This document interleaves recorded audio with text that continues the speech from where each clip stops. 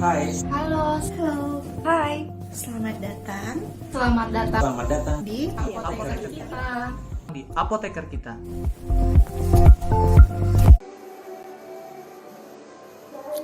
Halo. Halo, selamat sore. Assalamualaikum warahmatullahi wabarakatuh. Selamat sore sobat apoteker kita semuanya. Jumpa lagi di acara Apoteker Talks. Nah, kali ini adalah series kelima, di mana sebelumnya kita sudah pernah melaksanakan beberapa seri-seri sebelumnya dengan tema-tema yang beragam dan juga dengan narasumber-narasumber yang ahli di bidangnya. Nah, untuk kali ini topik dan temanya tentunya pasti sudah sangat-sangat ditunggu-tunggu oleh teman-teman semua yang sedang viral dan sedang hangat-hangatnya dibicarakan saat ini, yaitu mengenai vaksin COVID-19. Oke, di sini kita sudah mengundang narasumber yang ahli di bidangnya.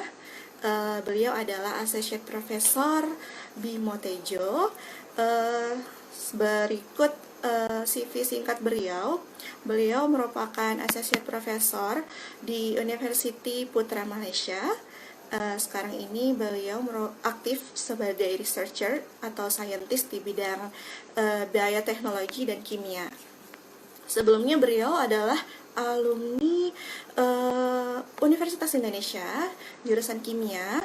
Lalu beliau juga sempat melanjutkan studinya di Universitas Kansas Amerika dalam jenjang postdoc, dan sekarang aktif di University Putra Malaysia. Oke, kita langsung saja undang, beliau sudah hadir di sini. Oke.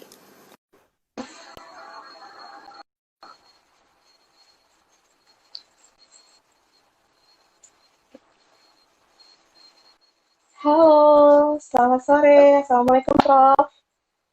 Waalaikumsalam warahmatullahi wabarakatuh. Gimana Mbak? Apa kabar? Apa kabar? Apa kabar, Prof? Sehat-sehat? Alhamdulillah, alhamdulillah. Suara saya cukup jelas. Oke, gimana Prof kabarnya? Sekarang lagi sibuk apa aja nih? Alhamdulillah. Jadi lagi masih sibuk biasa mengajar, meneliti, kesibukan biasa. Sekaligus juga edukasi COVID ya. Jadi ya seperti itulah. Iya, jadi teman-teman pada banyak yang nanya nih, sebenarnya Prof Bimo ini orang Malaysia atau orang Indonesia sih sebenarnya, secara sekarang berdomisili di Malaysia ya Prof ya?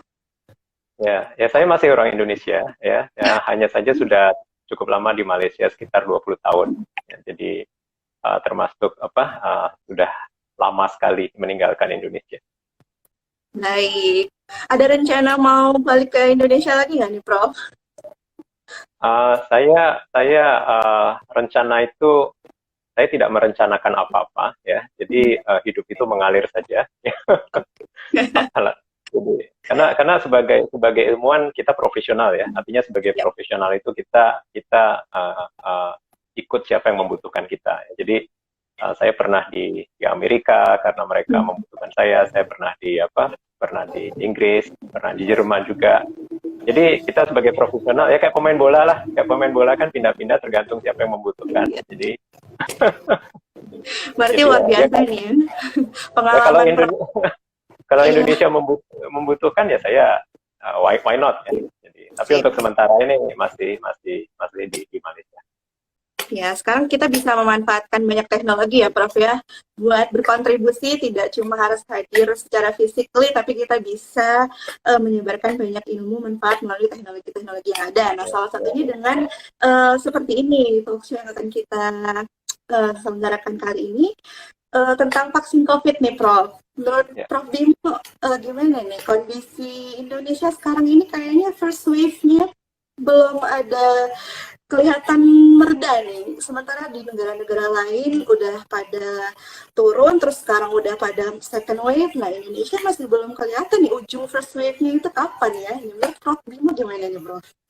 Baik, jadi untuk COVID ini sebenarnya kalau kita kilas balik ke bulan Maret ya, bulan Maret itu saya masih yakin kita akan bisa mengakhiri COVID tanpa vaksin ya. kalau teman-teman semua rajin mengikuti saya dari awal, dari bulan Maret, di situ bisa dilihat bahwa saya masih bilang bahwa vaksin itu tidak perlu. Karena saya melihat bahwa dulu kita bisa menangani SARS dan MERS itu tanpa vaksin, artinya dengan melalui pendekatan kesehatan masyarakat, artinya dengan pakai masker, jaga jarak, cuci tangan, tracing, tracking, dan testing, itu pasti bisa. Dan ternyata ada juga negara-negara yang sukses seperti New Zealand, kemudian Taiwan dan Cina, mereka tanpa vaksin bisa menekan COVID ya.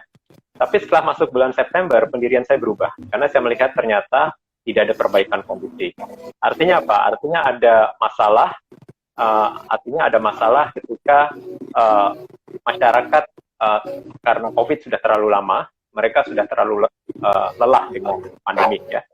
Ketika mereka sudah terlalu lelah dengan pandemi, maka kesadaran mereka untuk patuh kepada 3M itu berkurang. Dan ini menyebabkan angka COVID itu naik, tidak terkendali ya. Sehingga dalam kondisi seperti ini, saya pikir memang kita butuh vaksin. Artinya 3M, 3T itu tetap, tapi kita butuh bantuan vaksin. Jadi 3M plus 3T plus vaksin. Jadi saya pikir kita butuh vaksin, dan September-Oktober itu dalam setiap webinar, dalam setiap IG Live, itu saya sudah mulai menyuarakan bahwa kita butuh vaksin. Jadi itu kondisi kita saat ini, bahwa pandemi ini pasti berakhir, tapi kita butuh bukan hanya 3M, 3T, kita juga butuh vaksin untuk mengakhiri pandemi. Baik, sekarang kan udah banyak nih Prof, kita lihat ada yang ngajak vaksin-vaksin yang sudah mulai muncul, temukan dan sudah ada yang disetujui untuk nah, menurut Prof, apa sih yang membedakan vaksin satu dan vaksin lainnya dari segi efikasi itu? Misalnya vaksin A, efikasinya ada 90%, nah sedangkan yang B 92%, itu sebenarnya seperti apa sih yang memberikan perbedaan itu? Baik, yang menyebabkan perbedaan efikasi antara vaksin itu adalah cara membuat vaksinnya, ya, teknologi yang digunakan untuk membuat vaksin, ya. Vaksin-vaksin yang dibuat menggunakan RNA seperti Pfizer dan Moderna itu biasanya efikasinya lebih tinggi karena cara bekerjanya sangat spesifik. Cara bekerjanya adalah memicu pembentukan antibodi untuk bagian spike di bagian virus ya. Jadi tidak heran kalau antibodinya sangat tinggi dan efikasinya sangat tinggi. Tapi beberapa vaksin yang dibuat dengan menggunakan virus yang dimatikan, atau kita menyebutnya sebagai inactivated vaccine, itu biasanya efikasinya agak rendah. Agak rendah bukan berarti rendah, tetapi lebih rendah sedikit dibanding vaksin-vaksin yang dibuat menggunakan teknologi mRNA. Ya. Karena wajar, karena kalau kita menggunakan virus secara keseluruhan, itu antibodi yang dihasilkan bukan hanya antibodi untuk bagian spike atau bagian tertentu virus, tapi juga antibodi untuk bagian virus yang lain ya, bagian nukleopepsid, kemudian bagian envelope ya. Oleh karena itu secara keseluruhan efikasinya biasanya sedikit lebih rendah, dan ini bisa kita lihat dari efikasi vaksin Sinovac dan juga Sinovac yang dibuat menggunakan virus yang dimatikan itu sedikit lebih rendah dibanding vaksin Pfizer dan Moderna yang dibuat dengan teknologi mRNA. Jadi itu adalah salah satu sebab yang menyebabkan efikasi vaksin itu tidak sama. Dan juga ada sebab lain, misalnya respon imun dari relawan ketika uji klinis. Tentu saja respon imun itu sangat tergantung dari genetik. Ya. Oleh karena itu kita lihat ketika vaksin itu diujikan di berbagai negara, itu hasil dari negara 1 dan negara 2 itu berbeda. Contohnya adalah vaksin Sinovac yang baru diumumkan kemarin. Turki melaporkan efikasi 91%, ya 91%, tapi Brazil melaporkan angka yang lebih beragam, ya, yang lebih range-nya lebih besar, yaitu antara 50 sampai 90%. Ya. Jadi memang ada banyak hal yang membuat efikasi vaksin satu sama lain itu berbeda. Baik, Indonesia kan ini baru mengimpor vaksin Sinovac ya, Prof ya. Nah, menurut Prof Bimo tuh bagaimana dengan fenomena vaksin Sinovac yang akhir-akhir ini belum secara resmi mengumumkan hasil uji fase klinik 3-nya? Baik, untuk vaksin Sinovac sendiri sedang diuji di 3 negara, ya. Sedang diuji di Brazil, kemudian di Turki, dan di Indonesia. Untuk di Turki sendiri, mereka sudah mengumumkan hasil efikasi sementara, hasil analisis sementara kemarin, yaitu 91%. Itu hasil sementara ya, kita harus ingat, itu hasil sementara, 91%. Kemudian di Brazil, itu mereka atas permintaan Sinovac sendiri, mereka belum mengumumkan hasilnya secara detail. Mereka hanya bilang antara 50 sampai 90%. Kemungkinan pertengahan lah, sekitar 70% ya. Untuk Indonesia sendiri, karena jumlah relawannya sedikit, sekitar 1.680 relawan, saya melihat kita akan dapat hasilnya itu mungkin agak telat. Mungkin agak telat, tidak secepat Brazil, yang mereka punya puluhan ribu relawan, dan juga di Turki ada 7.000 relawan untuk Sinovac, sehingga hasilnya itu mereka bisa dapatkan lebih cepat. Untuk Indonesia, saya pikir agak lebih lambat. Tapi dari hasil dari 2 negara tersebut, saya melihat bahwa efikasi ya, atau bahasa awamnya efektivitas, vaksin Sinovac ini di atas apa yang disyaratkan oleh WHO, yaitu 50%. Tapi berapanya, saya pikir mungkin sekitar 70 sampai 90%. Kemudian dari segi keamanan, belum melihat dari uji klinis fase 3, tapi kita sudah melihat data dari uji klinis fase 1 dan 2 di Cina. Ya. Vaksin ini tergolong aman. Vaksin ini tergolong aman. Dilihat dari data safety-nya, bahwa tidak ada relawan yang mengalami efek samping level 3. Efek samping itu ada level 1 itu ringan, ya. Kemudian level 2 itu sedang, level 3 itu berat, ya. Efek samping berat itu artinya kita sampai harus bed rest, artinya kegiatan kita sampai terhenti. Nah, untuk vaksin Sinovac, dari uji klinis 1 dan 2, tidak ada relawan yang mendapat efek samping level 3. Yang ada adalah efek samping level 1, yaitu efek samping yang ringan, seperti rasa sakit sebentar. Bisa kasih contohnya nggak, Prof? Bisa kasih contohnya nggak, contoh efek samping level 1 itu kayak apa sih, seringan apa sebenarnya? Oh, efek samping level 1 kayak sakit, tempat penyuntikan, kemudian demam ringan, kayak 37,5, 38, itu efek samping level 1. Yang level 3 itu misalnya sampai harus bed rest. Mereka harus sampai bed rest, atau jadi sejauh ini Sinovac tidak ada. Jadi tidak seperti Pfizer dan Moderna. Pfizer dan Moderna itu mereka ada relawan ya yang mendapat efek samping level 3.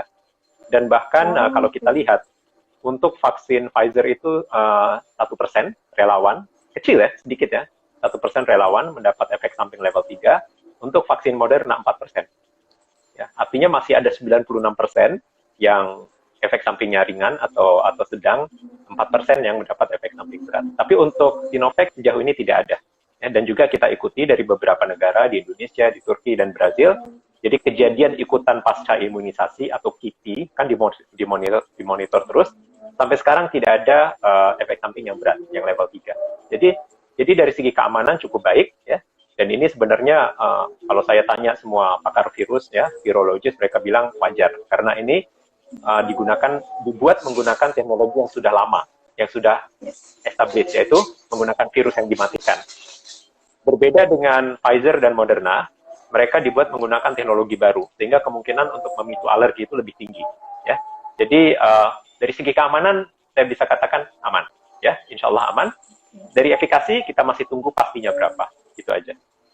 Baik, berarti kalau saya sederhanakan nih, Prof, vaksin Pfizer dan Moderna itu efektivitasnya lebih tinggi dari Sinovac, tapi mempunyai efek samping yang lebih tinggi pula dibanding Sinovac dari tingkat levelnya ya, Prof ya.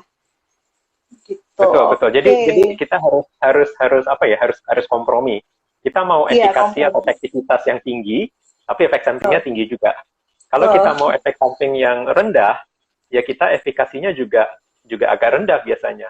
Karena wajar ya, artinya kalau efikasinya tinggi, kan dia memicu kekebalannya juga tinggi kan.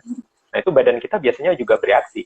Ya, biasanya 1 atau 2 hari panas, kemudian harus minum obat, ya seperti itu. Jadi ya kita tidak bisa mendapatkan yang ideal ya, artinya efek sampingnya rendah tapi apa efikasinya tinggi itu sulit sekali. Makanya kita harus memilih yang tengah-tengah lah. Artinya cukup aman, kita nggak mau efek samping yang berat, tapi efikasinya juga nggak jelek-jelek amat ya. Artinya cukup di angka yang cukup baik ya. Kalau saya bilang 70% ke atas itu sudah oke untuk efikasi. Ya. Oke, kita doakan semoga Sinovac segera merilis hasil akhirnya ya Prof ya. Jadi bisa jelas berapa efikasinya, walaupun mungkin diprediksikan tidak akan setinggi Pfizer ya Prof ya. Tidak akan. Dari segi teori sangat sulit untuk menyaingi Moderna dan Pfizer, sangat sulit. Tapi kita harus ingat bahwa untuk vaksin yang menggunakan virus yang dimatikan, walaupun antibodinya tidak setinggi Pfizer dan Moderna, tetapi mereka bisa saja memicu kekebalan melalui sel T. Artinya kekebalan seluler, bukan kekebalan humoral melalui antibodi, tapi melalui sel T. Itu bisa saja. Kita tidak tahu karena Sinovac belum pernah melaporkan apakah vaksinnya mengaktifkan sel T. Tentu kita di sini masih menunggu ya bagaimana hasil efikasinya. Kalau ternyata tinggi, berarti ada kemungkinan selain menghasilkan antibodi, juga dia mengaktifkan sel T. Kita tunggu saja hasilnya. Tapi dari Turki kelihatannya dari Turki kelihatannya agak menjanjikan ya. Saya cukup happy dengan hasil yang didapat dari Turki. Jadi kita tinggal tunggu dari Brazil. Mereka janjinya tanggal 7 Januari. Ya, tanggal 7 Januari mereka akan tulis. Dan setelah itu mungkin BPOM akan bisa take action lah dari situ. Ya, soalnya kan Prof, akhir-akhir ini nih banyak nih muncul stigma masyarakat ya Prof ya. Takut nih gara-gara efek samping rumor-rumor yang beredar nih jadi malah takut nih Prof untuk divaksin. Nah ini gimana ya Prof ya untuk meluruskan stigma masyarakat kita? Ya, jadi ini masalahnya karena strategi komunikasi dari pemerintah itu lebih menekankan ke penciptaan perasaan tenang di masyarakat. Ya, dengan tidak mengajukan fakta, artinya pokoknya masyarakat dibikin tenang aja dulu. Dibilang vaksin itu aman. Karena kalau kita lihat dokumen strategi pemerintah dalam komunikasi publik, itu kata kuncinya adalah menenangkan masyarakat. Tapi bagaimana menenangkan masyarakat itu dengan tidak menggunakan fakta. Artinya mungkin masyarakat bisa membaca data ya, saya juga tidak menyalahkan pemerintah, tetapi yang difokuskan adalah menciptakan perasaan tenang. Ini tentu bisa jadi perasaan tenang yang semu. Artinya kita bilang, oh vaksin aman, tiba-tiba setelah divaksin, bengkak segede telur. Itu kan nanti rakyat juga kaget kan, loh katanya aman tapi kok bengkaknya segede telur gitu kan. Jadi saya pikir apa yang harus dilakukan oleh pemerintah, dan ini juga Menteri yang baru Pak Budi sudah kelihatannya akan mengubah segalanya, termasuk komunikasi kepada publik. Yang harus kita jelaskan bahwa efek samping itu pasti ada. Ya, efek samping itu pasti ada, tetapi efek samping ini bisa dikendalikan, ya, bisa dikontrol, dan manfaat yang didapat itu jauh lebih tinggi dibanding efek sampingnya. Karena seumur saya itu saya masih ingat zaman saya dulu divaksin, ya, divaksin itu di bokong dulu, bukan di bahu tapi di bokong. Itu efek sampingnya luar biasa. Saya itu pernah divaksin itu sampai 3-4 hari nggak bisa jalan, jadi kayak lumpuh gitu. Itu pernah. Saya lupa vaksin apa, tapi memang dulu kita udah biasa dengan vaksin-vaksin yang efek sampingnya berat zaman dulu. Ya, orang-orang tua pasti ingat divaksin itu efek sampingnya berat. Toh ternyata tidak apa-apa. Ya. Artinya tidak ada yang mati, ya. Dan sebagai catatan tidak pernah ada orang mati karena divaksin, ya. Tidak pernah ada. Ya. Tidak ada yang mati, ya. Kita bisa, ya saya waktu itu lumpuh 3 hari ya tidur aja, artinya sampai saya bisa jalan lagi, ada kelumpuhan sementara, ya. Waktu itu ya nggak masalah. Dan kalau kita lihat teknologi vaksin sekarang sudah semakin maju, itu efek samping itu sudah bisa diredam dengan baik. Tapi tentu saja karena vaksin COVID yang ada sekarang adalah vaksin generasi pertama, tentu efek samping itu ada. Tetapi pemerintah juga harus jelaskan persentasenya, ya, dan kemungkinan apa saja yang terjadi. Misalnya demam, apa yang harus dilakukan? Bengkak, apa yang harus dilakukan? Yang penting yang seperti itu yang jelas, sehingga masyarakat tidak terbuai oleh rasa tenang yang semu, tapi rasa tenang yang disebabkan oleh pemberian data atau pemberian penunjukan fakta yang betul. Iya, lagian sekarang teknologi udah makin maju dan juga pemerintah Indonesia, apa khususnya BPOM, pastinya tidak akan sembarangan ya Prof ya untuk memberikan izin edar di Indonesia. Pasti sudah ada pengkajian dari berbagai macam para pakar dan ahlinya. Jadi masyarakat tidak perlu khawatir, yang namanya efek samping itu pasti ada. Betul, saya pikir BPOM juga akan sangat berhati-hati karena kalau sampai ada satu saja kasus yang berat, ini akan menghancurkan kepercayaan masyarakat. Jadi BPOM tahu kali ini, ya. Oleh karena itu mereka sangat berhati-hati. Saya percaya penuh kepada BPOM, ya. Saya juga punya teman-teman di BPOM. Saya percaya penuh kepada mereka, profesionalisme mereka, kehati-hatian mereka, supaya vaksin yang diberikan itu adalah vaksin yang aman. Ya, betul. Terus Prof, lanjut nih Prof. Kebanyakan masyarakat Indonesia saat ini masih condong untuk vaksin Pfizer nih Prof, dibanding Sinovac. Berhubung karena komunikasinya itu kali ya, tadi yang masih belum bagus. Menurut Prof Bimo, kemungkinan untuk kita vaksin Pfizer di Indonesia itu apakah akan lancar distribusinya atau akan mengalami berbagai macam kendala berhubung dengan syarat dari vaksin Pfizer itu adalah penyimpanannya dan mensyaratkan di bawah minus 70 derajat Celcius. Itu bagaimana, Prof? Saya pikir vaksin Pfizer ini agak sulit ya, karena kita tidak punya infrastruktur yang cukup. Ya, jumlah freezer negatif 80, ya, kita perlunya negatif 80. Itu di Indonesia tidak cukup ya.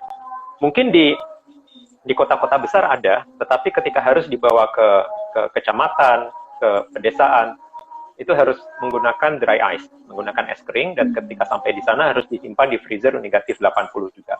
Itu di Indonesia belum memadai.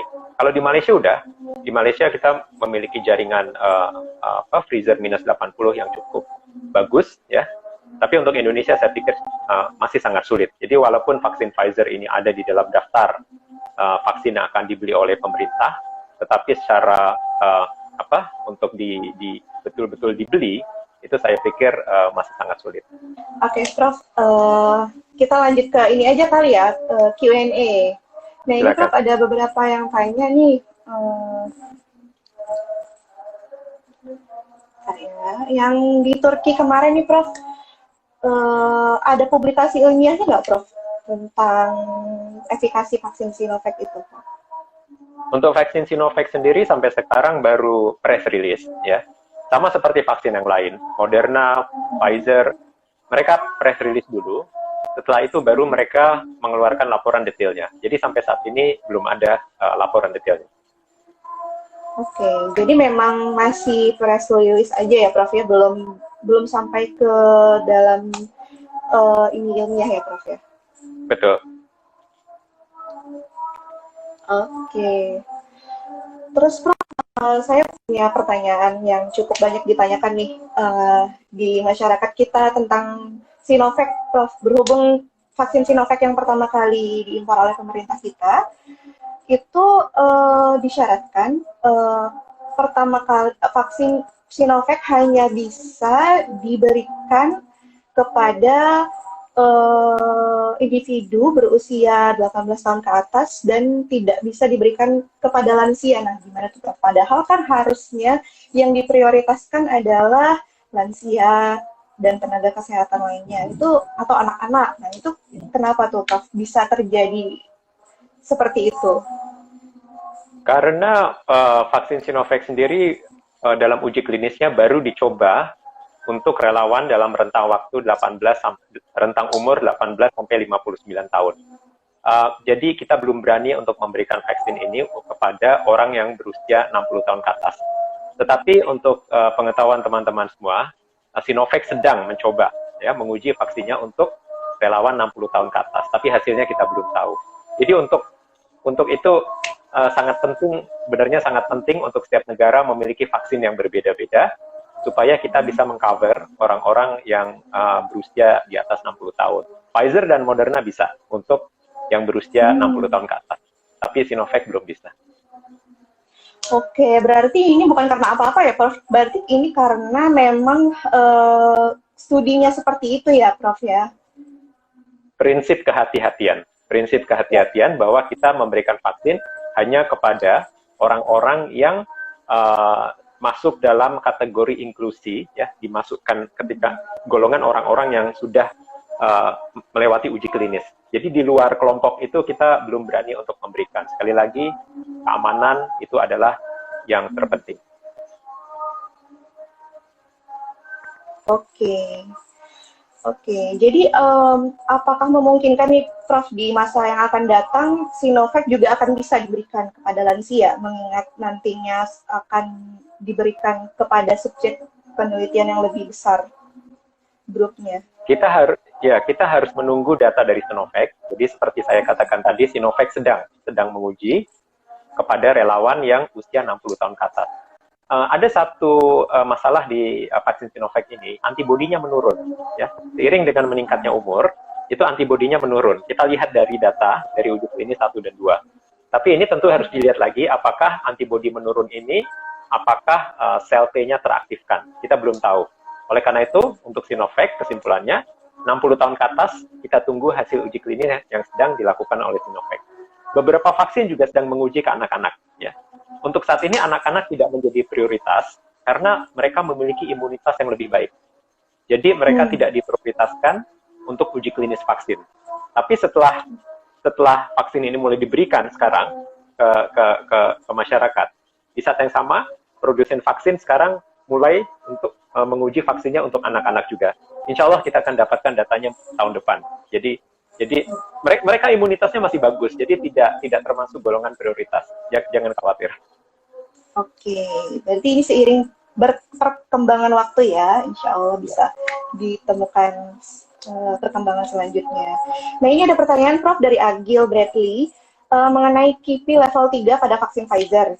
Nah, tadi kan Prof menyebutkan ada beberapa yang terjaring kena level 3-nya KIPI Pfizer. Nah, itu apakah dipengaruhi oleh subjek penelitian Pfizer yang lebih beragam ketimbang Sinovac? KIPI level 3 yang dijumpai pada Pfizer itu diduga karena material yang dipakai. Materi yang dipakai untuk membuat vaksin, yaitu materi baru ya. Orang dari beberapa yang saya baca, mereka mencurigai penggunaan polyethylene glycol atau PEG di dalam vaksin ya. Jadi PEG itu, polyethylene glycol itu fungsinya adalah anti pembekuan karena vaksin itu kan disimpan di suhu rendah. Jadi berfungsi sebagai anti pembekuan supaya material vaksinnya tidak rusak, yaitu RNA-nya tidak rusak, dan juga untuk meningkatkan hidrofilisitas vaksin ya. Ketika vaksin itu nanti disuntikkan, maka dia bisa akan bersifat cukup hidrofilik sehingga bisa masuk ke dalam darah ya.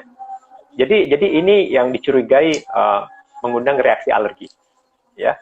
Jadi saya tidak melihat apakah karena populasinya lebih beragam dibanding vaksin Sinovac. Para saintis, ilmuwan masih mencurigai karena material yang digunakan yaitu polyethylene glycol. Baik, berarti karena materialnya ya. Selanjutnya nih Prof, next question dari Irfan Hasan. Melihat perkembangan penelitian fase 3 Sinovac, nah apakah target memulai vaksin di Indonesia di bulan Januari itu masih realistis nih Prof? Agak sulit ya, agak sulit walaupun Presiden sendiri sudah meminta kepada Menkes yang baru Pak Budi supaya tetap diteruskan bulan Januari, tetapi tentu kita harus menunggu BPOM. BPOM sendiri sampai saat ini belum mendapatkan data dari uji klinis yang di Bandung, sehingga mereka saat ini sedang berusaha untuk meminta data dari Brazil dan Turki. Ya, artinya mereka sudah ada data sementara, dan dari situ nanti apa yang dilakukan oleh BPOM tentu saya tidak tahu. Ya. Tapi saya pikir cukup sulit kalau mengandalkan data uji klinis yang ada di Indonesia. Kalau pakai data uji klinis di Turki dan BPOM percaya, mungkin bisa. Tapi saya tidak tahu apakah BPOM akan percaya 100% terhadap data yang diberikan oleh Turki atau ingin memakai data sendiri dari uji klinis di Bandung, saya tidak tahu. Kalau uji klinis di Bandung baru bulan Maret, Pak, selesainya. Iya. Oke, kita hanya bisa menunggu ya. Ya. Terus pertanyaan yang banyak juga nih Prof, ditanyakan bagaimana dengan status halal vaksin-vaksin yang ada nih Prof?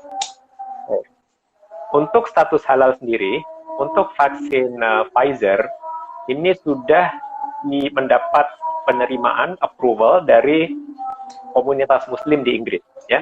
Jadi British Muslim Council sudah mengeluarkan pernyataan bahwa mereka tidak melihat unsur-unsur yang haram di dalam vaksin buatan Pfizer. Untuk vaksin Sinovac sendiri yang akan digunakan di Indonesia, MUI sudah mengirimkan tim ke Cina bersama dengan BPOM. Mereka sejauh ini tidak menemukan unsur-unsur yang bersifat haram di dalam pembuatan vaksin Sinovac. Tetapi Komisi Fatwa MUI ya belum bisa mengeluarkan fatwa halal karena mereka masih menunggu dokumen dari Sinovac. Jadi apa yang didapat dari kunjungan tim MUI ke Cina itu dibawa ke Komisi Fatwa, dan sekarang Komisi Fatwa lagi bersidang, mereka membutuhkan dokumen tambahan dari Sinovac. Nah, dokumen itu yang belum dikasih, yang belum diberikan oleh Sinovac. Jadi Komisi Fatwa masih menunggu. Jadi kita lebih baik tunggu apa yang akan dikatakan oleh Komisi Fatwa. Tapi sejauh ini tim yang dikirim ke sana tidak menemukan adanya unsur-unsur yang bersifat haram di dalam pembuatan vaksin Sinovac. Oke, baik. Jadi lumayan bisa dipercaya ya, Prof ya, dari segi kehalalannya. Kita tunggu Komisi Fatwa. Ya. Ya, baik. Terus Prof, pertanyaan selanjutnya mengenai eradikasi nih, Prof. Kita sudah pernah mengalami sebelum-sebelumnya ada penyakit cacar, polio. Nah, itu kan eradikasinya butuh ratusan tahun nih, Prof. Nah, bagaimana dengan COVID ini sendiri, Prof? Apakah akan sama nih nantinya seperti pandemi-pandemi sebelumnya? Tidak, kita tidak akan bisa menghapuskan virus ini. Yang akan kita lakukan melalui vaksin adalah mengendalikan. Betul bahwa sampai saat ini satu-satunya virus yang berhasil kita lenyapkan adalah virus cacar. Yang lain masih ada. Pertusis masih ada, campak masih ada, polio masih ada, difteria masih ada, tapi kita kendalikan. Artinya apa? Artinya ketika vaksinasi itu sudah dijalankan secara massal, maka jumlah orang yang tertular itu sedikit. Tetapi ketika vaksinasi itu dihentikan, maka penyakitnya akan datang lagi.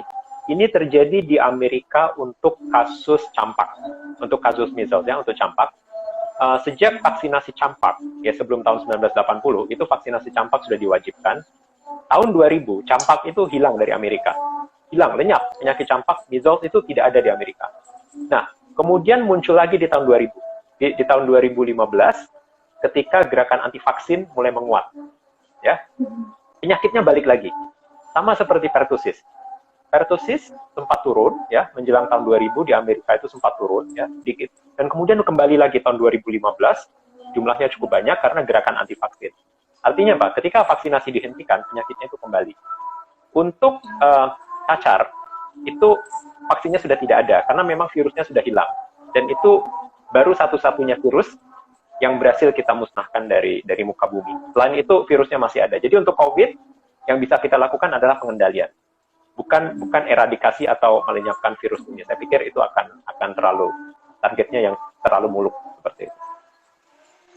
Oke, berarti ini berkaitan dengan yang namanya herd immunity ya, Prof ya. Mungkin Prof Bimo bisa menjelaskan sedikit mengenai itu. Soalnya agak banyak yang salah paham nih, Prof, dengan herd immunity ini. Ya, herd immunity itu artinya ketika sebagian besar populasi sudah kebal ya. Artinya sekitar 70%, 60% populasi sudah kebal, sehingga virus itu sulit menular. Karena virus sulit menular, maka lama-lama virus itu akan lenyap gitu ya. Sejauh ini herd immunity hanya bisa dicapai melalui vaksinasi.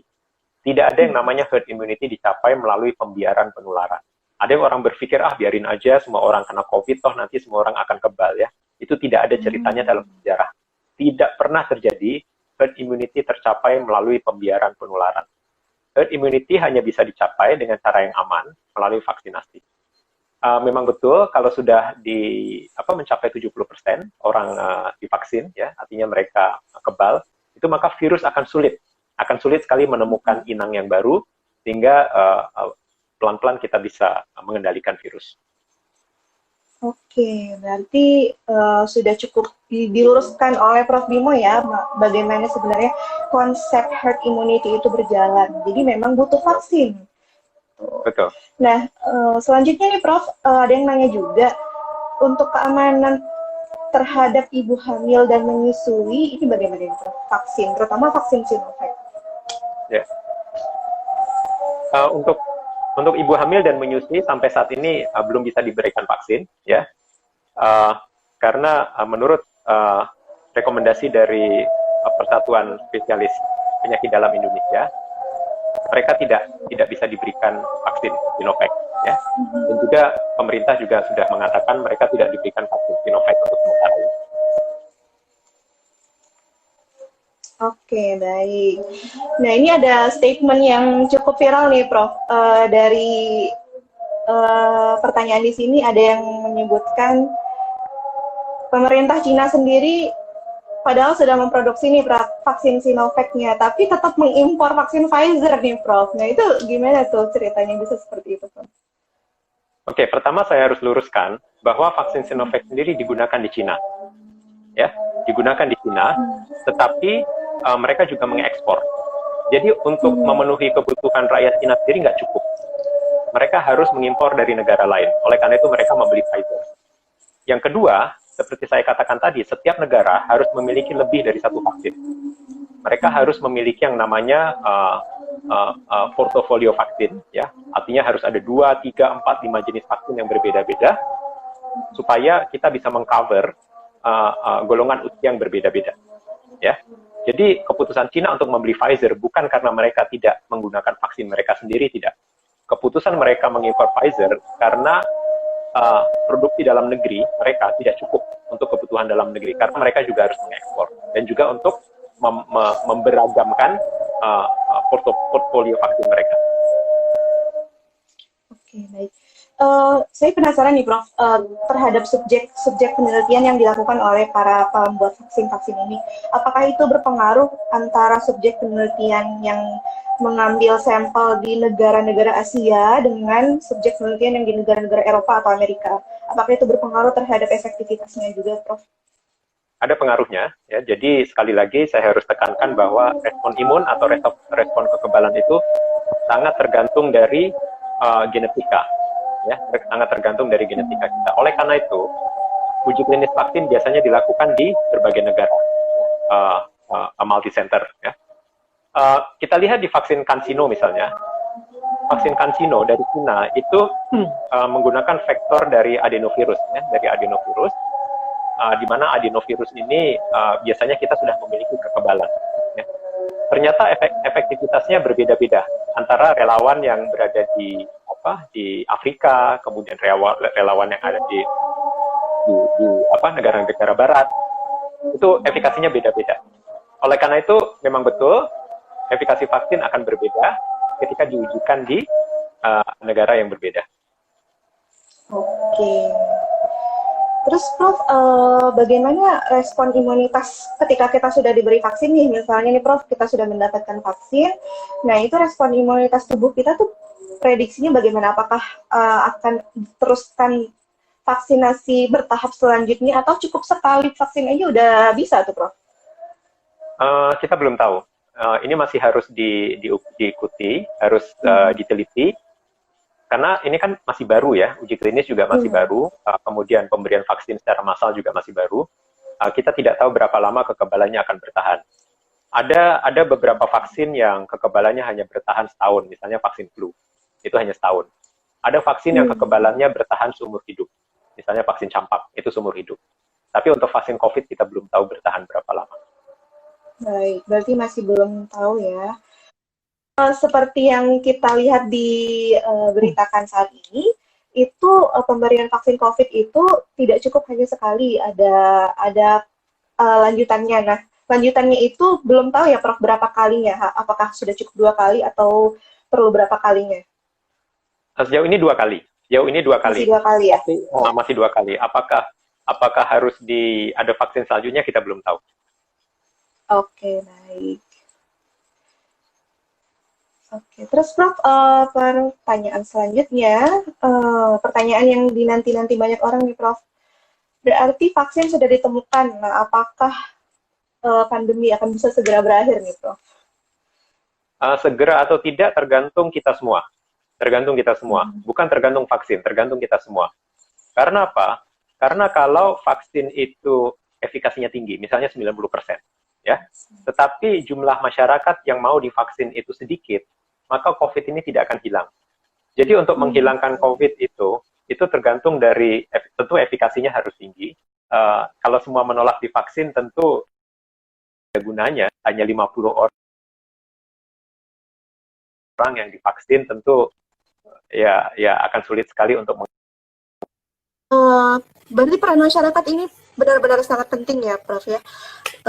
Bagaimana kita bisa segera mengakhiri pandemi ini adalah tergantung dari masyarakat itu sendiri dengan mau turut serta ikut dalam vaksinasi yang dilakukan pemerintah dan juga tetap menjalankan protokol kesehatan. Nah, bagaimana nih Prof dengan stigma masyarakat yang mempunyai pemikiran, wah vaksin kan sudah ditemukan nih, memangnya protokol kesehatan masih diperlukan, kan vaksin sudah ada nih. Nah, itu gimana tuh, Prof? Untuk ini adalah pemahaman yang salah. Artinya jangan sampai memahami ketika sudah ada vaksin kita tidak perlu untuk patuh protokol kesehatan. Karena apa? Jadi seperti saya katakan tadi, tidak semua orang bisa segera divaksin, ya. Untuk memvaksinasi 107 juta rakyat Indonesia itu diperlukan waktu mungkin 2 atau 3 tahun, ya. Jadi selama kita dalam proses memvaksinasi rakyat Indonesia, kita harus menjaga supaya virus ini tidak semakin menular. Karena apa? Karena kalau penyebarannya semakin meluas, maka kerja vaksin ini akan semakin berat. Oleh karena itu berkali-kali saya katakan, marilah kita tolong kerja vaksin. Vaksin bukan silver bullet, vaksin bukan senjata sapu jagat. Kita harus tolong vaksin, kita harus bantu vaksin dengan patuh pada 3M. Karena kalau kita tidak patuh pada 3M, sementara proses vaksinasi dijalankan, kemudian COVID meluas, kerja vaksin akan semakin berat. Apalagi kalau sampai terjadi mutasi. Karena semakin meluas penyebaran virus, maka kemungkinan mutasi akan semakin tinggi, sehingga kalau sampai terjadi mutasi yang sangat ekstrim, vaksin nanti nggak bisa bekerja atau efektivitasnya turun. Oleh karena itu, kita tolong, vaksin bukan senjata ajaib yang akan menyelesaikan segalanya. Kita harus membantu vaksin dengan tetap patuh kepada 3M. Tetapi 3M yang kita lakukan saat ini ada sedikit harapan. Kalau dulu kan kita 3M sambil menunggu-nunggu vaksin. Kapan vaksinnya datang? Sekarang vaksinnya sudah ada. Jadi kita menjalankan 3M dengan rasa optimisme yang lebih tinggi, dan insya Allah dengan rasa optimisme yang lebih tinggi itu kita lebih antusias untuk menjalankan 3M. Oke, berarti bukan merupakan senjata terakhir ya, tetap masih diperlukan protokol kesehatan ini. Nah, mungkin terakhir nih Prof ya, pertanyaan tadi Prof ada nyinggung sedikit tentang mutasi virus COVID ini. Baru-baru ini kan lagi gencar diberitakan ya di Inggris dan di beberapa negara juga. Nah, itu apakah signifikan Prof, vaksin yang ada sekarang dengan mutasi-mutasi itu Prof? Sampai saat ini belum ada fakta yang menunjukkan bahwa mutasi ini menyebabkan penurunan efektivitas vaksin. Ya. Tetapi ini tetap dimonitor. Nah, ini yang tadi saya sebutkan bahayanya. Kalau kita tidak mengendalikan penularan virus, maka ada kemungkinan mutasi ini nanti tidak akan mutasi ini menyebabkan vaksin menjadi tidak efektif. Yang sekarang aja sudah bikin kita deg-degan kan, apalagi kita semakin abai dengan 3M, kemudian virus bermutasi. Tapi untuk mutasi yang sekarang terjadi, belum ada data bahwa mutasi ini menyebabkan virus ini menjadi kebal terhadap vaksin, atau data yang menunjukkan virus ini menjadi lebih mematikan, itu tidak ada. Ya, jadi tapi tetap masih kita monitor. Oke, baik. Terkait dengan mutasi ini, Prof, ada satu lagi nih berita di hasil penelitian di Indonesia mengenai fenomena ADE, Antibody Dependent Enhancement, yang mana vaksin tersebut malah berpotensi untuk meningkatkan keganasan virusnya itu, Prof. Itu bagaimana tuh, Prof? Sejauh ini itu hanya teoritis, ya. Saya juga sudah membaca datanya. Saya sudah membaca datanya, itu hanya teoritis. Artinya belum ada satupun bukti, ya, belum ada satupun bukti yang menunjukkan bahwa vaksin akan memicu ADE. Dan juga untuk pengetahuan teman-teman semua, dalam riset vaksin, ya, yang dilakukan oleh produsen vaksin, mereka juga meriset, apakah vaksin mereka memicu ADE. Sejauh ini tidak ada, ya, tidak ada vaksin yang memicu ADE. Jadi saya pikir kecurigaan tersebut, saya pikir itu hanya teoritis, baru teoritis, dan tidak perlu membuat kita khawatir. Oke, lumayan tercerahkan nih hasil jawabannya Prof. Bimo. Jadi teman-teman tidak perlu takut ya terhadap fenomena adanya ini, di mana produsen-produsen vaksin pasti telah memperhitungkan adanya ini ya Prof ya, dan itu Mereka sudah ya, betul. Mereka sudah belum memperhitungkan, terbukti ada. ya, belum terbukti. Ya. Oke, baik, waktunya tinggal sedikit lagi, mungkin kita langsung closing statement aja kali ya Prof ya. Ya. Baik. Ada pesan-pesan terakhir nggak Prof ini buat masyarakat kita supaya bisa membentuk suatu stigma positif di masyarakat bahwa vaksinasi itu tidak semenakutkan yang dipikirkan, dan vaksin juga bukan merupakan senjata terakhir melawan pandemi ini. Silakan Prof. Ya, bagi saya ini saya sebagai ilmuwan melihat ini sebagai hal yang luar biasa. Ya, artinya 10 bulan yang lalu kita ingat kita menghadapi situasi yang tidak kita ketahui, yang sangat menakutkan, kita tidak tahu apa yang kita hadapi. Tetapi 10 bulan berikutnya, tiba-tiba kita sudah ada vaksinnya. Ya, bagi saya ini merupakan satu hal yang dari sisi keilmuan sangat luar biasa. Ya, di mana vaksinnya itu ternyata memiliki efektivitas sangat tinggi. Ya. Jadi saya pikir kita mulai melihat harapan ke depannya. Tahun depan adalah tahun vaksinasi. Saya pikir 2020 adalah tahun COVID, 2021 adalah tahun di mana kita melakukan serangan balik terhadap COVID. Artinya kalau sepak bola itu kan babak pertama kita diserang terus, babak kedua ini saatnya kita menyerang balik COVID. Ya. Tapi sekali lagi, tolong kita bantu vaksin. Karena vaksin ini sendiri tanpa bantuan kita mereka tidak akan berfungsi. Kita bantu dengan patuh kepada 3M, menghambat penularan virus, sehingga vaksin ini akan bekerja dengan lebih efektif. Saya pikir itu saja closing statement dari saya. Baik, terima kasih Prof. Bimo atas waktunya telah hadir bersama apoteker kita. Semoga ilmu yang di-share sekarang ini bisa sangat bermanfaat bagi masyarakat, terutama untuk bisa meluruskan stigma masyarakat yang ada saat ini. Oke, Prof. Bimo silakan dipersilakan untuk sign out. Terima kasih Prof. atas waktunya. Assalamualaikum. Terima kasih. Waalaikumsalam warahmatullahi wabarakatuh. Baik, teman-teman apoteker kita, terima kasih telah hadir hingga saat ini. Bagi yang terlewat sesi ini, jangan khawatir, kami akan membuat rekamannya dan akan bisa disaksikan kembali nanti di halaman apoteker kita. Untuk teman-teman yang pertanyaan yang belum terjawab, mungkin bisa DM ke apoteker kita. Kita bisa teruskan pertanyaan ini nanti secara offline ke Prof. Bimo. Oke, akhir kata dari apoteker kita berpesan bahwa mari kita sama-sama terus melawan pandemi ini dengan tetap mengikuti protokol kesehatan. Kita bantu produsen-produsen vaksin dan pemerintah untuk bisa memberikan situasi yang kondusif dengan adanya vaksin